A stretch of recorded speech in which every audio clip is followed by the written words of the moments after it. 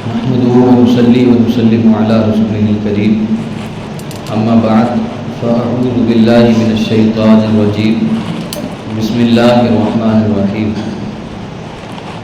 يا أيها الذين آمنوا اتقوا الله وكونوا مع الصادقين آمنت بالله صدق الله العظيم وبلغنا رسوله النبي الأمين الكريم الرؤوف الرحيم ونحن على ذلك لمن الشاهدين والشاكرين والحمد لله رب العالمين یا خدا بہر جناب مصطفیٰ امداد کن، یا رسول اللہ از بہر خدا امداد کن، یا شہید کربلا یا دافع کربلا گل الفا شہزادہ گلہم قبا امداد کن، غوث اعظم با بنے بے سر و سامہ مدد قبلہ جی مدد کعبہ ایماں مدد بغیر دعوی بلا افتادہ کشتی مدد کن، یا معین الدین چشتی۔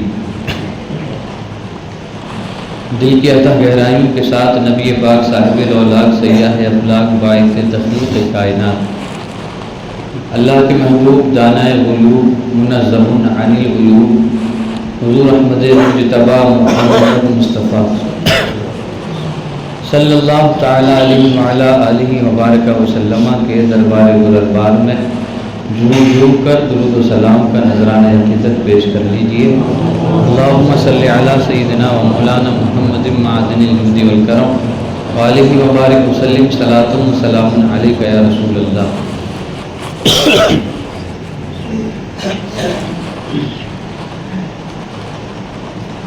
رب قدیر جل مجدہ الکریم قرآن مجید میں ارشاد فرماتا ہے، یا ایھا الذین آمنوا اتقوا اللہ وکونوا مع الصادقین،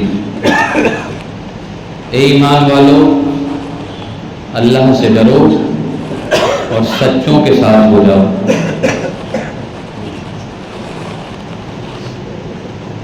اللہ تبارک و تعالیٰ نے اس آیت کریمہ کے اندر دو چیزوں کا حکم دیا، اتقوا اللہ، اللہ سے ڈرنا ہے، وکونوا مع الصادقین، اور سچوں کے ساتھ ہو جانا ہے۔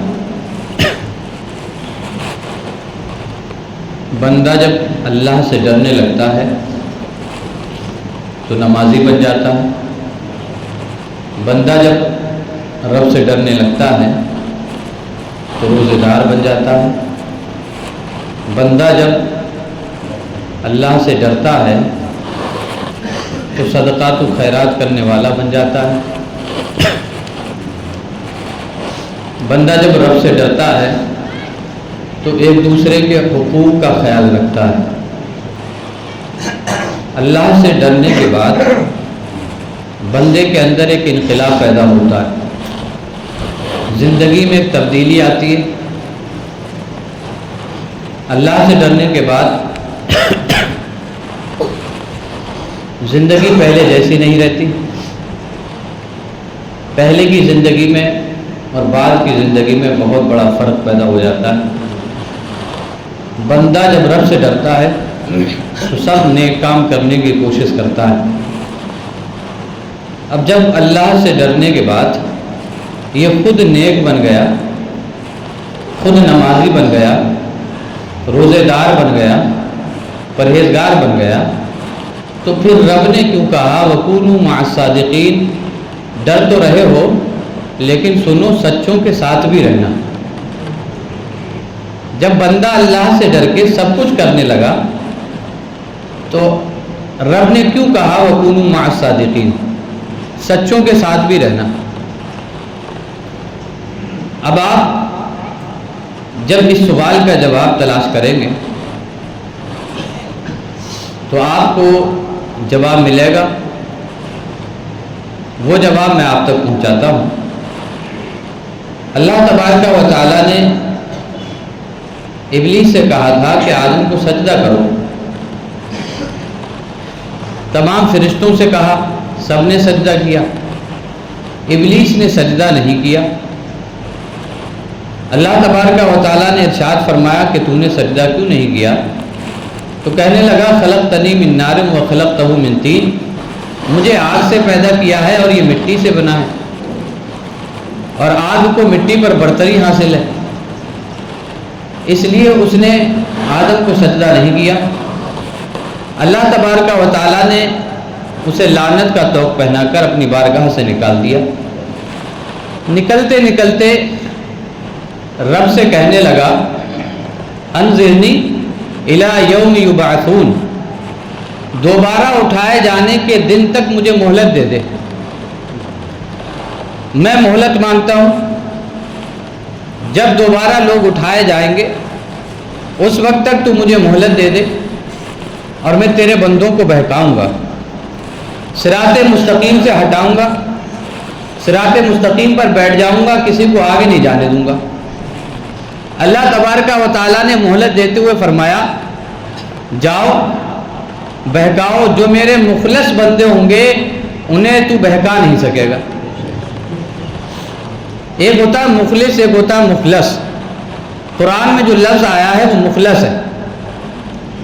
رب نے فرمایا جو مخلص ہوں گے، سراپا اخلاص رکھتے ہوں گے، جو میرے ہی ہوں گے، انہیں تو بہکا نہیں پائے گا۔ اور اس بات کا اقرار خود شیطان نے بھی کیا کہ میں تیرے بندوں کو بہکاؤں گا، مگر وہ بندے جو مخلص ہیں انہیں میں بہکا نہیں سکتا۔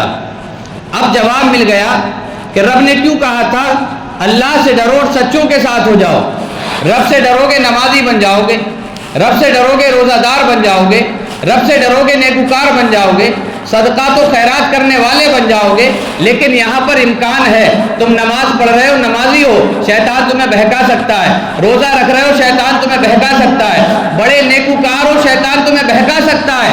رب نے فرمایا وَكُونُوا مَعَ الصَّادِقِينَ، اب شیطان سے اگر نمازیں بچانی ہے تو سچوں کے ساتھ ہونا پڑے گا، اس لیے فرمایا وَكُونُوا مَعَ الصَّادِقِينَ، سچوں کے ساتھ ہو جاؤ۔ نمازیں بچانی ہیں، سچوں کا دامن تھام لو، کیونکہ میرے بندے وہ جو مخلص ہیں انہیں ابلیس بہکا نہیں سکتا، اور جب تم ان کا دامن تھام لو گے تو ان کے صدقے میں تمہاری نمازیں بھی بچیں گی، تمہارے روزے بھی بچیں گے، وہ تمہیں صراط مستقیم پر گامزن رکھیں گے، وہ تمہیں سیدھی راہ پر چلاتے رہیں گے، اور شیطان کوشش ہزارہا کرتا رہے گا، لیکن جب میرے مخلص بندے بیچ میں پڑے ہوں گے تو شیطان تمہیں بہکا نہیں پائے گا۔ قرآن نے یہ اسلوب دے دیا کہ خود کتنے ہی نیکوکار کیوں نہ سہی، لیکن میرے نیک بندوں کا دامن پکڑے رہنا، اولیاء اللہ سے چمٹے رہنا، ولیوں کے طریقوں پر چلتے رہنا، میرے ولیوں کا دامن ہاتھ میں تھامے رہنا۔ جب تم ہاتھ میں دامن تھام لو گے تو یہ شیطان تمہیں بہکا نہیں پائے گا۔ ایک مثال سے سمجھیے، زوروں کا طوفان آیا، ہوا چلی، پیڑ سے پتے گرنے لگے، ہوا نے پتوں کو ادھر سے ادھر کیا، کوئی پتا سڑک پر، کوئی جنگل میں، کوئی نالی میں، کوئی کہیں گرا، لیکن وہیں پر ایک پتا ایسا نظر آیا جو اپنی جگہ ٹھہرا ہوا ہے، اپنی جگہ قیام پذیر ہے، ہوا اسے اس کی جگہ سے ہٹا نہیں پا رہی ہے۔ اس پتے سے پوچھا کہ ہوا اتنی تیز چل رہی ہے، طوفان زوروں پر ہے، لیکن کیا وجہ ہے کہ دوسرے پتے تو ادھر ادھر اڑ رہے ہیں، وہ اپنی جگہ سے ہٹ رہے ہیں، لیکن تو اپنی جگہ سے نہیں ہٹ رہا ہے؟ تو وہ پتا زبان حال سے جواب دے گا کیا تو دیکھتا نہیں کہ میرے سینے پر ایک بھاری بھرکم پتھر رکھا ہوا ہے، یہ پتھر مجھے بچائے ہوئے ہے، اس پتھر کی وجہ سے ہوا مجھے یہاں سے ہٹا نہیں سکتی، اور جو پتے ادھر ادھر گر رہے ہیں ان کے اوپر کسی بھاری بھرکم کا ہاتھ نہیں ہے، ان پتوں کے ہاتھ میں کسی کا دامن نہیں ہے، میں نے اپنے ہاتھ میں پتھر کا دامن مضبوطی سے تھام رکھا ہے، اس لیے ہوا زوروں پر ہے لیکن مجھے اپنی جگہ سے ہٹا نہیں سکتی۔ اسی طرح میدان محشر قائم ہوگا، وہاں بھی دیوبندیوں کو جہنم کی طرف لے جایا جا رہا ہوگا، لیکن ایک جماعت وہ بھی ہوگی کہ جنہیں فرشتے جنت کی طرف لے جاتے ہوں گے، کیوں؟ ان کے ہاتھ میں غوث اعظم کا دامن ہوگا، ان کے ہاتھ میں خواجہ غریب نواز کا دامن ہوگا، ان کے ہاتھ میں حضرت علی کا دامن ہوگا، ان کے ہاتھ میں عثمان غنی کا دامن ہوگا، ان کے ہاتھ میں عمر فاروق اعظم کا دامن ہوگا، ان کے ہاتھ میں صدیق اکبر کا دامن ہوگا، اور سب سے بڑی جان کائنات حضور کا دامن ہمارے ہاتھ نہیں بگاڑ پائیں گے۔ اب پڑھیے، دل اب از خوف سے پتا سا اڑا جاتا ہے، دل اب از خوف سے پتا سا اڑا جاتا ہے، پلہ ہلکا ہی سہی بھاری ہے بھروسہ تیرا، پلہ ہلکا ہی سہی بھاری ہے بھروسہ تیرا۔ اللہ والوں سے چمٹے رہو، اللہ والوں سے لگے رہو، تو انشاءاللہ دنیا بھی کامیاب ہو جائے گی اور آخرت بھی کامیاب ہو جائے گی۔ لیکن میرا ایک مزاج ہے، میں یوں ہی کہہ کے اور تقریر ختم کر دوں تو یہ میرے مزاج کے خلاف بات ہوگی کہ اللہ والوں سے چمٹے رہو۔ اللہ والوں سے چمٹنا کیا ہے؟ اللہ والے کا دامن تھامنے کا مقصد کیا ہے؟ کیا صرف نعرہ لگا لینا کام کر جائے گا؟ کیا غوث اعظم کے نام پہ نیاز دلانا کام چل جائے گا؟ کیا خواجہ غریب نواز کی چھٹی منانے سے کام ہو جائے گا؟ تو میرا جواب یہ ہوگا کہ نہیں، چھٹی منانے کے ساتھ ساتھ ہمیں خواجہ غریب نواز کی سیرت پر عمل کرنا پڑے گا، غوث اعظم کی 11ویں منانے کے ساتھ ساتھ ہمیں غوث اعظم کے بتائے ہوئے طریقوں پر چلنا پڑے گا، ہمیں حضرت علی کا دن منانے کے ساتھ ساتھ حضرت علی کی طرح شریعت پر ڈٹنا پڑے گا، عثمان غنی کا نام لینے کے ساتھ ساتھ ہمیں حضرت عثمان غنی جیسی سخاوت کرنا پڑے گی، حضرت عمر فاروق اعظم کا نام لینے کے ساتھ ساتھ ہمیں مخالف کے لیے اپنے اندر جرأت و بہادری پیدا کرنا پڑے گی، حضرت ابوبکر صدیق اکبر کا نام لینے کے ساتھ ساتھ حضور سے وفا کو نبھانا پڑے گا، نبی پاک صلی اللہ علیہ وسلم کا امتی کہنے کے ساتھ ساتھ ہمیں حضور کی باتیں ماننا پڑیں گی۔ ماننے کا یہ طریقہ ہے، چمٹنے کا یہ طریقہ ہے، اور جو آج ہم نے خود بنا رکھا ہے وہ سمجھ سے باہر ہے۔ یہ عقیدت تو ہے، اسے آپ محبت کا نام دے دیں کہ ہمیں غوث اعظم سے محبت ہے، ہم اس لیے ان کے نام کی نظر و نیاز کرتے ہیں۔ میں کہوں گا بے شک آپ کو محبت ہے، آپ نے اظہار کیا، لیکن کیا محبت کا تقاضا یہی ہے؟ کیا محبت یہی چاہتی ہے کہ محبوب کے لیے بس ایصال ثواب کرتے رہو، جس سے محبت ہے اسے ثواب پہنچاتے رہو، نیاز کرو، دیگے بناؤ، اس کے نام کی نیاز کرو، ثواب پہنچاتے رہو؟ کیا محبت یہی چاہتی ہے؟ آپ دنیا کا مزاج اٹھائیں اور دیکھیں کہ محبت کیا چاہتی ہے۔ محبت یہ چاہتی ہے کہ جب میرا نوجوان کسی ہیرو کو فالو کرنے لگتا ہے تو اس کی طرح پھٹی ہوئی پینٹیں بھی پہنتا ہے۔ محبت یہ چاہتی ہے کہ جب کوئی کسی کو فالو کرنے لگتا ہے تو اس کی طرح بال بھی کٹانے لگتا ہے۔ محبت یہ چاہتی ہے، محبت تقاضا کرتی ہے، جس سے محبت ہے اس کی اداؤں کو اپناؤ، تبھی لگے گا کہ تم اس سے محبت کرتے ہو، ورنہ خام خیالی کے دعوے کرنا بیکار ہے۔ جب دنیا کا مزاج یہ ہے کہ جس سے محبت ہو اس کی ادائیں اپنائی جاتی ہیں، تو پھر جانے کائنات سے محبت کا تقاضا کیا ہوگا؟ جانے کائنات سے محبت کا تقاضا یہی ہوگا کہ حضور نے فرمایا جعلت قرۃ عینی فی الصلاۃ، میری آنکھوں کی ٹھنڈک نماز میں رکھی گئی ہے۔ تو اگر عاشق رسول ہونے کا دعویٰ ہے تو آج سے مسجدیں بھر جانا چاہیے۔ اگر دعویٰ ہے کہ حضرت ابوبکر صدیق اکبر سے محبت ہے تو حضرت ابوبکر تو وہ کام کرتے ہیں جو حضور کو پسند ہوتا ہے۔ فجر کی نماز کے بعد حضور نے فرمایا آج کسی نے عادت کی ہے؟ تمام صحابہ خاموش ہیں۔ حضرت ابوبکر کھڑے ہوئے، یا رسول اللہ میں نے عادت کی ہے فجر کی نماز میں۔ صحابہ حیران ہیں، ابھی تو ہم نماز پڑھنے آئے ہیں، سورج نکلے گا، دن نمودار ہوگا، تب جائیں گے عادت کرنے کو، تب کریں گے صدقات و خیرات۔ لیکن حضرت ابوبکر صدیق اکبر سے محبت رکھنے والوں ذرا غور کرو، حضور سے وفا کی انتہا کسے کہتے ہیں؟ پتہ ہے کہ میرے نبی کو پسند ہے کہ عادت مومن کی جائے، تو فجر کی نماز ہے، لوگ اسی سوچو وچار میں بیٹھے ہیں کہ ابھی سورج نمودار ہوگا تب دیکھیں گے کس کی عادت کرنا ہے، لیکن ابوبکر ہاتھ کھڑا کر دیتے ہیں، یا رسول اللہ میں نے عادت کی ہے۔ انہیں پتا ہے میرے آقا کو کیا پسند ہے۔ میرے ایمان والوں بھائیوں، ہمیں بھی پتا ہونا چاہیے کہ ہمارے آقا کو کیا پسند ہے۔ ہمیں بھی معلوم ہونا چاہیے کہ غوث اعظم کو کیا پسند ہے۔ ہمیں اس بات کی خبر ہونا چاہیے خواجہ غریب نواز کو کیا پسند ہے۔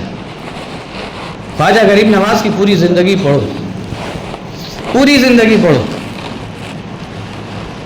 آپ کو یہی ملے گا کہ دین کی تبلیغ کے لیے کھڑاؤں بھی ٹوٹ گئی، پیروں میں چھالے بھی پڑ گئے، لیکن دین مصطفیٰ پہنچانے سے پیچھے نہیں ہٹے۔ آپ کو ان کی سیرت میں یہ ملے گا کہ عشاء کی نماز پڑھنے کے لیے اپنے کمرے میں جاتے تو دروازہ بند کر لیتے، مریدین کہتے کہ رات بھر اللہ کے ذکر کی آواز آیا کرتی تھی، رات بھر ذکر اللہ کیا کرتے تھے، اور اسی حالت میں خواجہ غریب نواز کا وصال بھی ہوا۔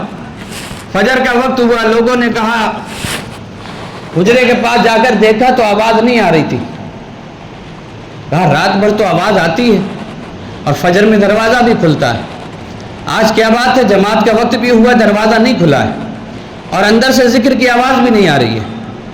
جب دروازے کو کھولنے کی کوشش کی گئی، کھول کے اندر داخل ہوئے تو دیکھا خواجہ غریب نواز اپنی چارپائی پہ لیٹے ہوئے ہیں اور ماتھے پہ لکھا ہوا ہے ھذا حبیب اللہ مات فی حب اللہ، یہ اللہ کا دوست اللہ کی محبت میں وصال فرما گئے۔ اللہ کا ذکر کرتے کرتے ان کی جان آفری کے سپرد ہو گئی۔ ہمیں خواجہ غریب نواز کی سیرت سے یہ سبق لینا چاہیے، ہماری زبانیں بھی رطب اللسان ہونا چاہیے، ہماری زبانوں پر بھی اللہ اور رسول کا ذکر ہونا چاہیے، لیکن ہماری زبانوں پر ذکر اللہ اور ذکر رسول کجا؟ ہماری زبانیں تو گانوں سے تر ہیں، ہماری زبانیں تو گالیوں سے تر ہیں۔ بغیر گالی کے کوئی بات نہیں، بغیر گالی کے کوئی کلام نہیں ہو سکتا۔ پہلے تھوڑی شرم و حیا بھی تھی کہ اگر کوئی بڑا ہے یا مولوی صاحب سامنے ہیں تو بغیر گالی کے بات کر لیا کرتے تھے کہ مولوی صاحب بیٹھے ہیں، گالی نہیں دینی ہے۔ اب تو اللہ کی پناہ مولوی صاحب بھی سامنے بیٹھے ہوں پھر بھی گالیاں دیتے ہوئے شرم نہیں آتی، گفتگو میں ہی گالیاں دیتے ہوئے چلے جاتے ہیں، اور تصدیق بھی امام صاحب سے کرائی جاتی ہے، مولوی صاحب سے کرائی جاتی ہے کہ میں نے صحیح کہا نا۔ اب اس بات کی تصدیق بھی مولوی صاحب کریں، گالیاں تم دو، اپنے کلام کو بغیر گالی کے تم صادر نہ کرو، بعد میں کہو مولوی صاحب صحیح بات ہے نا۔ مولوی صاحب تصدیق کریں گے، کیوں امام صاحب ٹھہرے، نہیں کریں گے تو پھر آگے کی کارروائی ہونے لگے گی۔ میرے بھائیوں، وَكُونُوا مَعَ الصَّادِقِينَ کا جلوہ سمجھو۔ آپ نے یا ایھا الذین آمنوا اتقوا اللہ وکونوا مع الصادقین پہ تقریریں سنی ہوں گی کہ سچوں کے ساتھ ہو جاؤ، لیکن میں آپ کو بتا رہا ہوں سچوں کے ساتھ ہونے کا مطلب کیا ہے۔ حضور غوث اعظم رحمۃ اللہ تعالی علیہ نے ڈاکوؤں کے سامنے بھی جھوٹ نہیں بولا، ہم اپنے مومن بھائی کے سامنے جھوٹ بول دیتے ہیں۔ حضور غوث اعظم نے جان لیوا لوگوں کے سامنے، پتہ ہے کہ میرا سامان لٹ گیا قافلے کا پورا، میرے دینار بھی چھن جائیں گے، اشرفیاں بھی چلی جائیں گی، پتہ ہے، لیکن پھر بھی سچ بول رہے ہیں۔ اور ہم سے اپنے بھائی سے سچ نہیں بولا جاتا۔ فون اٹھایا، کال لگائی، ہاں کہاں ہے، گھر پہ بیٹھا، کہہ رہا روڈ پہ چل رہا ہوں، نکٹیا پہ ہوں۔ میری بات سمجھ میں نہیں آتی، اگر تم کہہ دو گے کہ میں گھر پہ ہوں تو کیا آ کے تمہیں مار دے گا، جان لے لے گا وہ تمہاری؟ یہ چھوٹی سی بات ضرور ہے، لیکن وَكُونُوا مَعَ الصَّادِقِينَ کا دامن ہاتھ سے چھوٹ رہا ہے۔ صرف نظر و نیاز کر کے یہ کہنا وَكُونُوا مَعَ الصَّادِقِينَ ہم سچوں کے ساتھ ہیں، یہ خام خیالی ہے۔ سچوں کے ساتھ ہونے کا دعویٰ اس وقت کر سکتے ہیں جب آپ 5 وقت کی نماز پڑھتے ہوں اور عشاء کا سلام پھیر کے کہیں وَكُونُوا مَعَ الصَّادِقِينَ، اللہ کا فضل ہے میں غوث اعظم کے دامن سے لگا ہوا ہوں، تب کہیے، تب زندگی کا لطف آئے گا۔ وَكُونُوا مَعَ الصَّادِقِينَ، سچوں کے ساتھ ہو جاؤ، اللہ سے ڈرو، سچوں کے ساتھ ہو جاؤ، سچوں نے جو تعلیم دی ہے، جو سکھایا ہے، اس پہ کاربند ہو جاؤ۔ غوث اعظم رحمۃ اللہ تعالیٰ علیہ کی زندگی پڑھو. حضور غوث اعظم نے کبھی جھوٹ نہیں بولا, کبھی نماز نہیں چھوڑی, اور یہاں 11ویں کی دیکھ بناتے ہوئے نماز چھوڑ رہے ہیں. جن کی نیاز ہے انہی کی نیاز کا سامان تیاری کرنے میں ہم نماز چھوڑ رہے ہیں, اور انہوں نے نماز نہیں چھوڑی تھی. ہم عرس مناتے ہوئے نمازیں چھوڑ دیتے ہیں, اور جن کا عرس منا رہے ہیں انہوں نے نمازیں نہیں چھوڑی تھی. غور کرنے کی بات ہے, سمجھنے کی بات ہے. یہ بات تو موٹی سے موٹی عقل والے کے دماغ میں بھی آ جائے گی کہ جن کی ہم نیاز دلا رہے ہیں, ہم ان کی نیاز دلاتے ہوئے نماز چھوڑ دیتے ہیں یہ کہہ کے کہ میں چلا جاؤں گا, تو یہ صحیح نہیں پکائے گا. جن کی نیاز دلا رہے ہیں ان کے بڑے بڑے کاروبار بھی تھے, ان کے ہاں بڑا بڑا لنگر بھی چلا کرتا تھا, لیکن ان کی نمازیں قضا نہیں ہوا کرتی تھی. غوث اعظم رحمۃ اللہ تعالی علیہ کا دامن تھام لو, اور ہم الحمدللہ غوث اعظم سے لگے ہوئے ہیں. تجھ سے در, در سے سگ, اور سگ سے ہے مجھ کو نسبت. میری گردن میں بھی ہے دور کا ڈورا تیرا, ہماری گردن میں بھی قادریت کا ڈورا پڑا ہے, لیکن ڈر ہے کہ یہ آنے والے زمانے میں قطعی نہ اتر جائے. تو یہ اتر جائے اس سے پہلے اسے مضبوطی سے باندھ لو. ہمارے ہاتھوں میں غوث اعظم کا دامن ہے, لیکن اسے تھوڑا مضبوطی سے پکڑ لو, کہیں شیطان چھٹا نہ دے, کہیں آ کر کے ہمیں صرف نیازوں میں لگا دے اور نمازوں سے دور کر دے,